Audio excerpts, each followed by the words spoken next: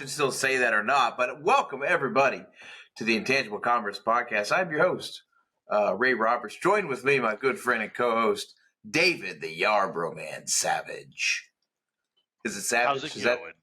The host with the most. That's what I thought about when you said that. I'm the host with the most. You are the host with the most. No, you are. That was you. No, I'm the host with the most. Right. But see, some people might call me many things.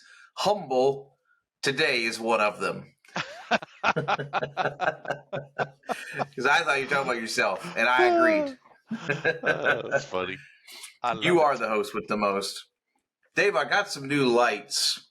I like them. Am I more lit? You're like heavenly. Almost like glowing, right? Yeah, you're glowing like an angel. Yeah. Careful, I might float away. Check this out. Look what I can do. Boom! I changed. Look at that. Look at that. Come on. Look. Oh man. We're at a nightclub. For those viewers who are not watching us on YouTube, you can jump on over and see the color change yourself happen live. Just put the color back there. There's actually two lights behind me, and I can make them do whatever I want. They can even dance, which is odd. That's pretty cool. I like that. The light to the music. If I keep plugging it to something, the light will. What I would at a wedding, I would. There you go. Well, or a nightclub. I don't know. You never know where you might find me next. We're out here doing intangible things in commerce. And speaking of which, I wanted to kick off because last week David and I we were both traveling, so I filmed an episode and really dialed into this insane situation with the Panama Canal, which I'm sad to report today is even worse than it was when we first talked about it. Are you privy to this, David? Do you know what's going on? No, fill me in. So, ladies and gentlemen, David does not subscribe to the podcast. Yeah, apparently I do not. He does not. So, the Panama Canal has been suffering a drought condition, but it's been going on for like a year. And we've just been shoving ships through it, draining the nearby lake that feeds the canal. Takes 30 million gallons of water to push one boat through it, which is an insane amount. That same lake also feeds over a quarter of the country's fresh water. Oh, wow. And it's been getting lower and lower and lower.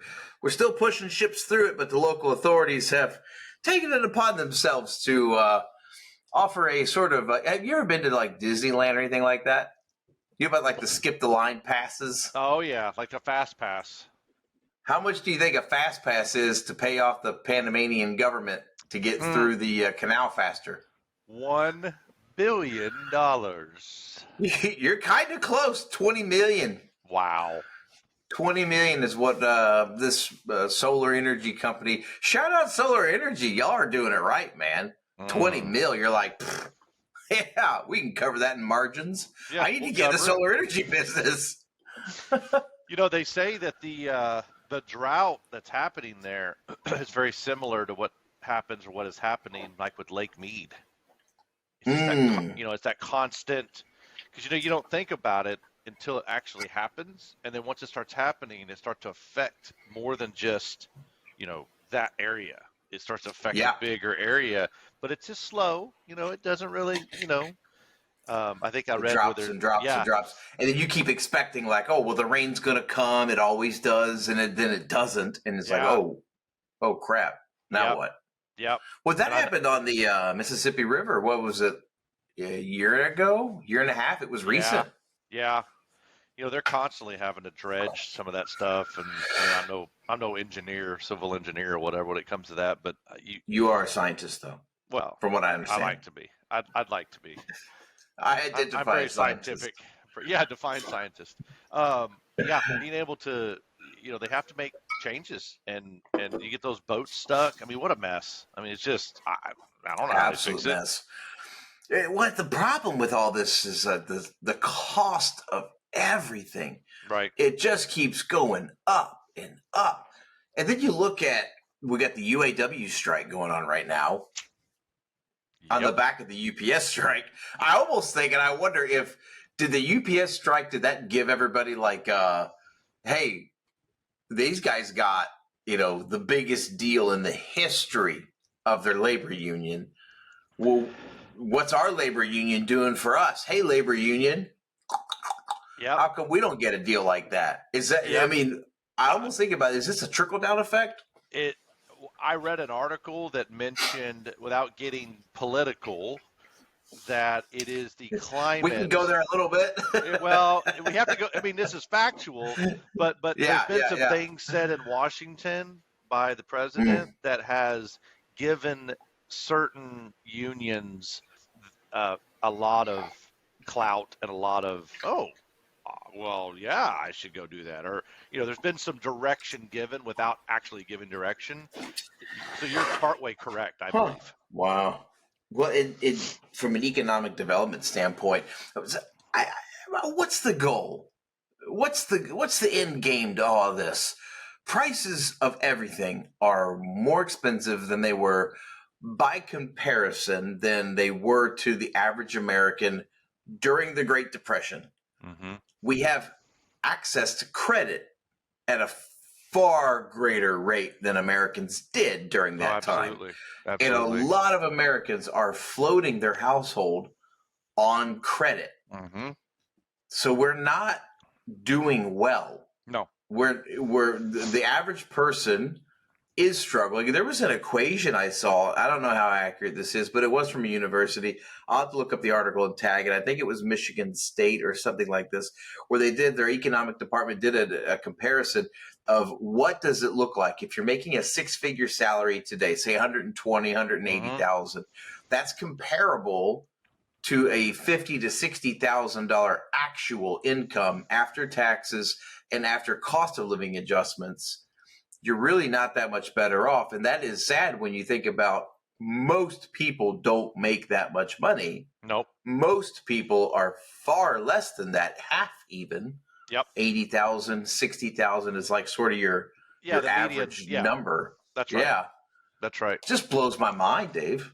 Well, and if you look at the numbers, I want to say, and it's funny you mentioned that because I had read an article the other day about average, what do they call it, average income or Yeah. I'm sorry, it was to be middle class. That's what it was. And I want to say, and it varies by state, obviously, but a lot of them are around 65,000 a year to be middle class. To be considered middle class, wow. Mm-hmm. And the other thing, and then you take that adjustment into place, and they're basically bringing in 20 to 30,000 a year at best. Yep. Then the other one I saw is, like when we were young, and I'll put you in my category, but when we were young, and I looked at my friends, that had parents that I thought made a lot of money, they probably made about $100,000 a year. Well, those to have that same lifestyle today takes almost 300. Almost 300,000. It's insane when you look at that inflation and what it's done to the country.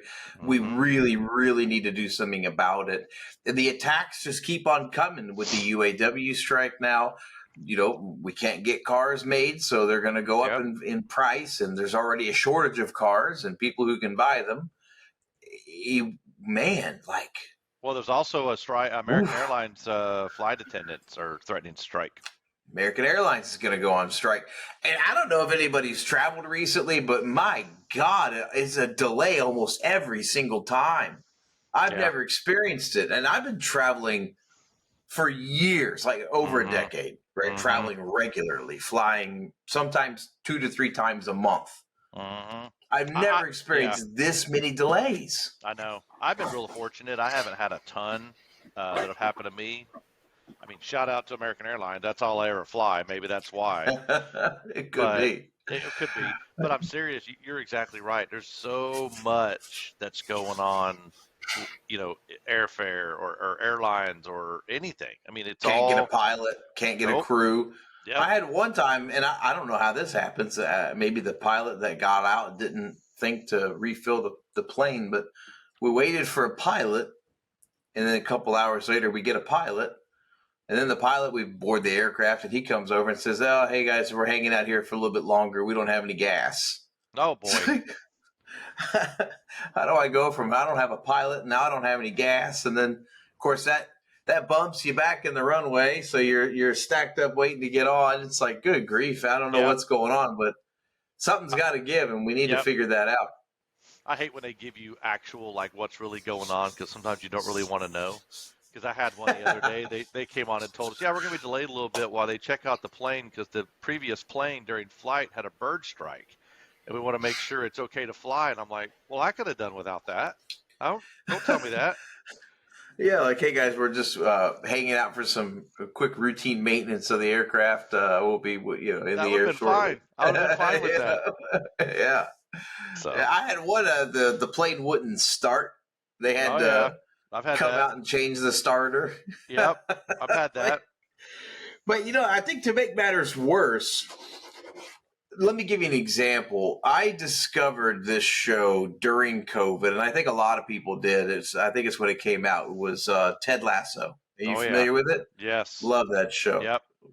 Shout out to Jason Sudeikis and the team. Fantastic show. But that show was full of so much positivity that it really resonated, I think, with a lot more people because of how terrible everything just seemed. Everything around you. You couldn't leave your house. You were scared to even hug your parents. That whole time of like uncertainty and insanity, that show was like a beacon of light. It was like, wow, all right, there's some positivity to be had here. And I was instantly hooked, instantly addicted, instantly binge watching Ted Lasso, right? Yep. And now we've got all this still happening, all this nonsense with prices and everything's going crazy. But we also have a writer's strike going on because they're being unfairly treated as well. Mm-hmm. And so now we're not even going to have our TV shows. Right. Yeah, when you think about, if you look at them individually, you think, okay, whatever. I mean, if you're not in an industry, it doesn't affect you. But you look at it as a global view, you start to realize that there's a lot of stuff going on. And you draw lines to whatever you want. But, I mean, let's just be realists when it comes to the fact that there's a lot of stuff going on in the economy and the world and government, everywhere else. We got an election coming up, or in a year. Yeah, we got the election coming up in a year. And speaking of that, when we're talking about governments, I read just this morning, and I haven't had a chance to look too deeply into this, but Canada has all but officially, well, almost officially, probably half officially by now, accused India of assassinating somebody in Canada. Wow. There was a religious leader, I believe the religion's called Sikh, I think it's what it is. Forgive me if I pronounced that incorrectly. But he was a Sikh activist for his religion. And I suppose the Indian government didn't like this guy. And Canada has full-on proof that their agents flew to Canada and killed this guy back in June. Wow. That's the making of a movie. That's insane. That is. Yeah. But it's like stuff like that happens. It wasn't that long ago. What was it? Israel or somewhere else.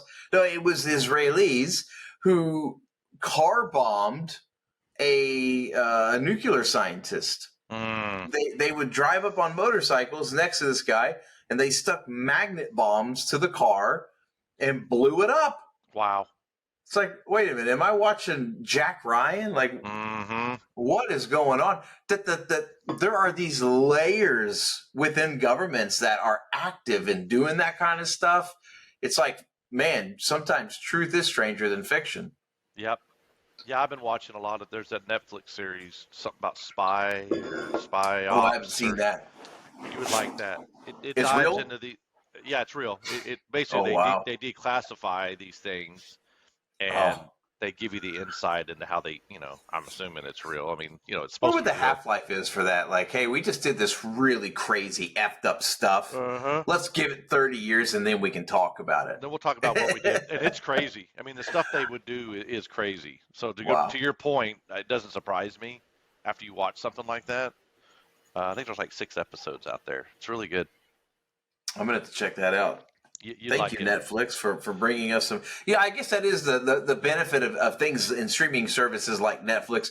There are hundreds of shows that I've never watched that I would probably really enjoy. Correct. So I guess we do have a repository to dip into, but I do hope that they fairly take care of these people, because when you see like the pay, there was this one person who showed Yeah. she was on like 30 episodes of a show, and it got played like hundreds and hundreds of times. She got like $13 in reciprocals. I don't get that. I mean, I saw some of those too. They haven't seen them pop up out there. My brain has a hard time.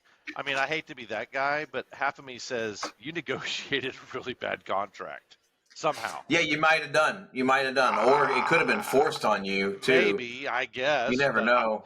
I make money, and I make the money I make because I, quote unquote, demanded it or wanted it, and you go after it, right? I wouldn't just take anything without knowing. And then when I got the money, I still looked on the contract to make sure it was legit. Yeah, is this the right money? Yeah, I don't know how that works either. Yeah, because I could envision a scenario where a very young actor would enter the business and not knowing what they're doing and be deceived by, oh, hey, this is a really good upfront contract, the long terms and residuals, blah, blah, blah. And if you don't sign it, then we'll find somebody else. Yeah, could happen. I bet it happens in sports too.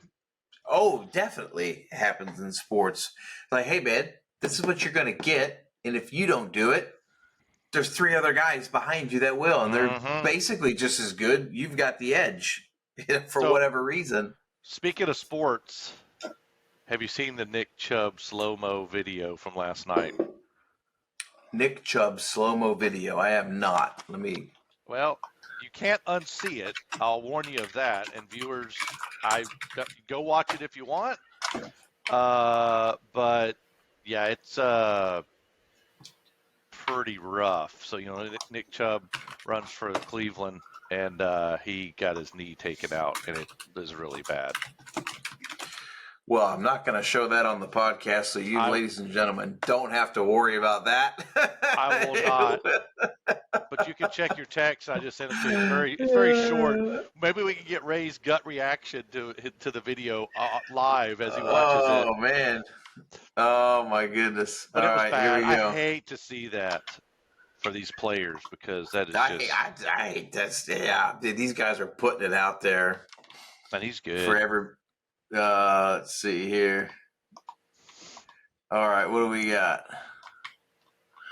So he's on the, this is a react video. I don't want to see somebody else reacting to the thing I'm supposed to be reacting to. Yep. I sent it to your text. Check your text. Yeah, I got it. And instantly the player on the other team was calling for the doctor to come over. Oh, he saw it straight away. Yep. Man, you feel bad for this poor. I saw a video of this guy, Nick Chubb, just recently, and he was squatting like 450 or so. He was squatting a ton of weight. Yeah. I mean, these guys, let's face it, these guys are a different realm. I mean, we're in one realm. Oh, yeah. But they're in, Of course, I bet they have a podcast and they sit around and talk about Ray and David. And they're like, man, these guys, Ray and David, are They must. top of the game. It is a it's hard not to oh wow, this is just insane. Yikes. Oh yeah, okay. That's crazy. But there's some people who are almost intimidating to be around. Oh yeah. And these players, how big they are and how tall they are, these are some intimidating people to be around, but they're also some of the nicest people. Oh yeah. But they're just dudes being dudes, making it, just trying to survive another season. That's right. Short career. Unlike supply chain and e-com, that's a short career. We have a long career. We do. We have a much longer half-life because of the nature of the business. That's right. Did you hear the one about the missing F-35? Okay, man. It's funny how you hear about stuff and you don't really know about it. So yes, I did hear about it, but I didn't know the context behind it. So I went on and started researching, and I ended up on Twitter, and some people, or X, what do they call it? And people were going, and then people were posting it, and someone goes, "Hey, I'm doing my part," and the guy he made a fake poster on a tree. Have you seen this? Dude, I'll have to send it to you. The reactions and the people, dude, it was so funny. Or the one guy says, I love I got an air tag on my wallet for Yeah, $9.99, and you're gonna tell me you can't find this fighter, dude? I'll send That's it to you. weird. That I'll is send it to weird. you. Well, so imagine making something so stealthy, so undetectable Mm, that when your pilot ejects, you can't find it. you don't know where it is anymore. It doesn't make any sense though. Like none of it makes. All these conspiracies It are had out a there. transponder that was on board, but the aircraft electrical system apparently was malfunctioning. So I have a cousin who flies F-22s, and there is electrical system components that, if malfunctioned, would shut the transponder off because it simply doesn't have any power. Its internal battery would also have to have been compromised, which would say that the aircraft experienced some kind of surge in power, which is why the pilot would have bailed out instantly, because these things turn into a rock. And Yeah. falling, bailing out of a rock is not as fun as just, hey, let me get out while I can. So the Yeah. pilot would have bailed instantly as soon as this would have happened. I don't want to say instantly, but you get what I'm saying. They know it's a split second decision. I'm going to survive this if I get out now.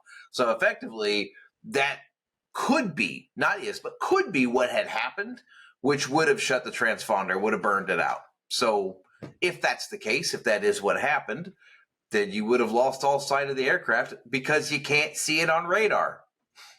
Mm, that's a really good point. It's stealth. You can't see it. It's like a little tiny blip. It looks like a flock of birds on a radar. Looks like a piece of dust on your radar screen. You really don't, like, you wouldn't even, the radar technician wouldn't even recognize it as an aircraft. They would think it was some other like anomaly, like, oh, somebody lost some balloons or something. Like, It doesn't look like anything special. It's an insane story. I mean, I started reading a lot of the different, conspiracies behind it and everything else, which it's great. I guess they're searching some lake they think it might have gone into. Oh, they found it. Yeah, they found it. Oh, they did? Yeah, they I'm found late it. to the game.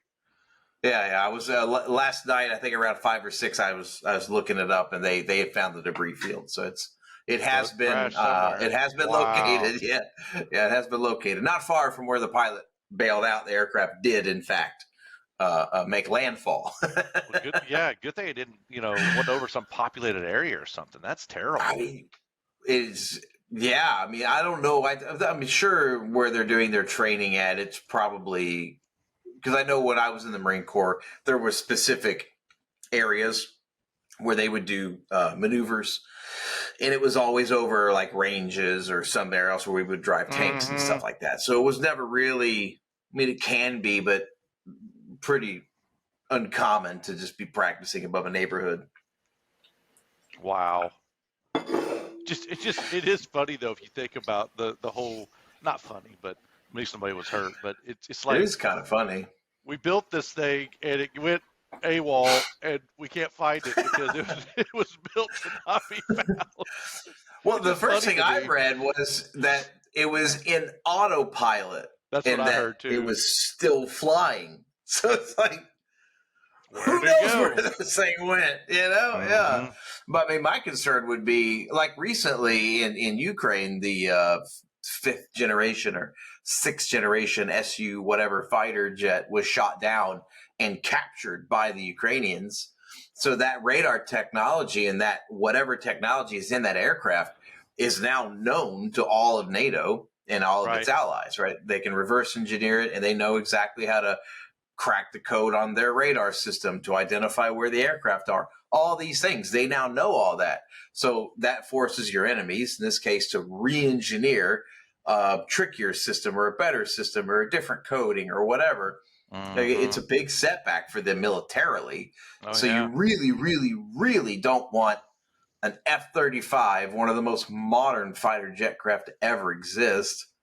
They have like a 1 in 15. There was some ratio about when they can attack air defense systems, and it was like one aircraft could take out 15 different ground missile systems before being detected or something insane like that. I don't know. It just blows your mind when you think Oh about yeah. that kind of technology and what is still being developed, because the F-22 original design, do you know when it first came out, like as in terms of, hey, we're going to make this? Like in the 90s, wasn't it? The 60s. Well, probably Skunk Works or something. Had to been. That's insane. It is insane. The original design drafts were started to formulate in the 1960s. Is Wow. when this aircraft started to come into existence. So a It fifth didn't- generation I don't- aircraft is developed. To imagine what they have in the books now, right? Right. I mean, in 10, 20 years' time, they're going to, announce or present something to us, and we're going to be like, what? What is this? What have That's you right. done? How have you done it?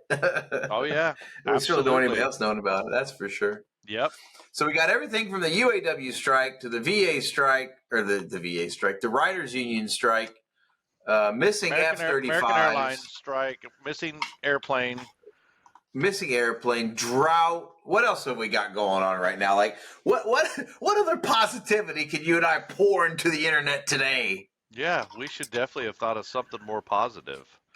But Let me I can't look think up of it. happy news. The Cowboys are 2-0. The Cowboys are 2-0, which is good news to Cowboys fans, bad news to everybody else. Well, and the fact that they've only beat really bad teams too. So there's that. There were those people that got freed from Iran in that prisoner swap. Oh yeah, that was a great deal, by the way. Whoever negotiated that, that's the true art of the deal. 5 prisoners and $6 billion. That's a lot. Man, Who were the people that? I honestly haven't read into this at all. I I don't saw know. the $6 billion in funds that were freed up as a result.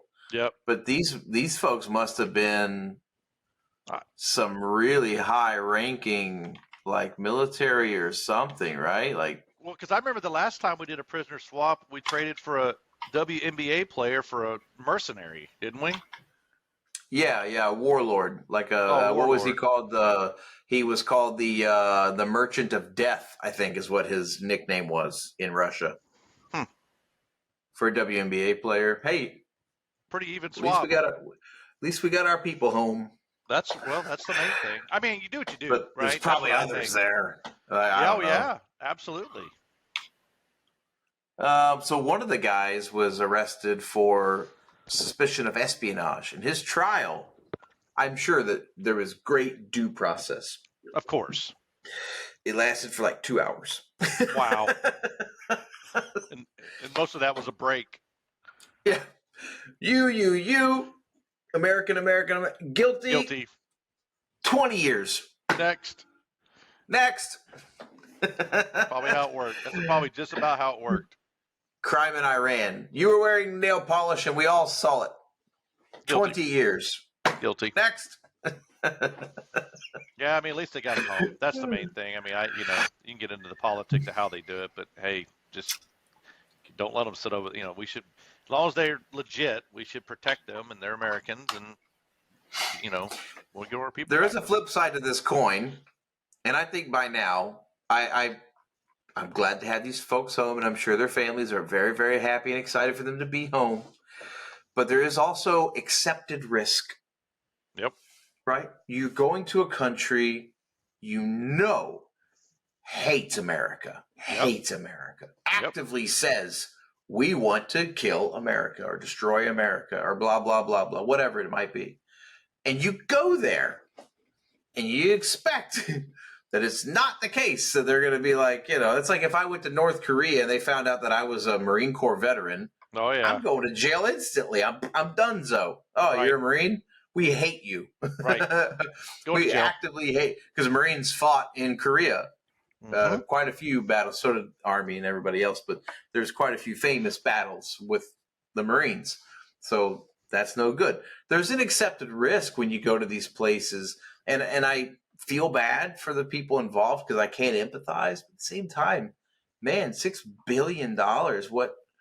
What's that all about? Like, who did we have that they didn't care that much about? They said, yeah, we'll take them back, but we also want $6 billion. Yeah, and I know they freed up some funds. I don't really understand what that means. You know, it's like, well, where was it? That's what it was. Yeah, oil funds, Yeah. $6 billion in oil, uh, something foreign assets Yeah. is what it is. That'll just be Foreign used against you assets. anyway. It's like, well, okay, Eventually, yeah. whatever. I mean, I wish I could understand that stuff. Have you heard the expression "robbing Peter to pay Paul"? Yep. Is It's that what kind we of what just it feels witnessed? like. I think that's what we've just done. We said, "Hey, Peter, I want my $6 billion because We, Paul needs it." oh, that's so funny. Yep. I think we just witnessed that. A lot of policy decisions that don't make sense. And I am excited to see with this election what's going to come forward, because I know everybody, despite your political alignment, we're all looking for some relief when it comes to this inflation, the price of goods, and everything that's going on within the economy. I think everybody can agree we need something to change. Yep. Yeah. I think everybody is starting to kind of come around, and you're starting to see a common. I mean, there's still outliers both ways, Sure. but I think you have a common theme brewing that yeah, somebody needs Yeah. to come in and unite stuff and get us back on track. So I Well, agree put with their that. finger on the problem and say, this is the problem right here. Yep. Yep. And if we fix that, then we can fix hey, it's going to provide a lot of relief. It may not be this year, but in a year or two or a year and a half, you're going to see these prices come back to what they were. Because gas at $4, $5, $6 a gallon is absolutely insane to me. It's unsustainable. It completely, Nobody can afford especially it. when you have all these external factors like the Panama Canal driving up prices. By the way, what's moved through the freaking canal? Oil. Yep. Yeah, so that's going to happen. Like, Drill, baby, drill. Is what I say. drill. And, I think my interest in electric vehicles has gone up quite a few decibels, even though I do love a gas-powered engine. Yep. We could have a whole I've other got a lot of podcast interest about right that. now. I have a lot of hot opinions on the electric vehicle that I've been compiling lately. It would be interesting to talk through. Well, I think we've got our topic for next week where Dave's going to kick us off. And on that bombshell of a positive episode of Intangible Commerce, I do hope everybody has a great week. I appreciate you coming out this Wednesday.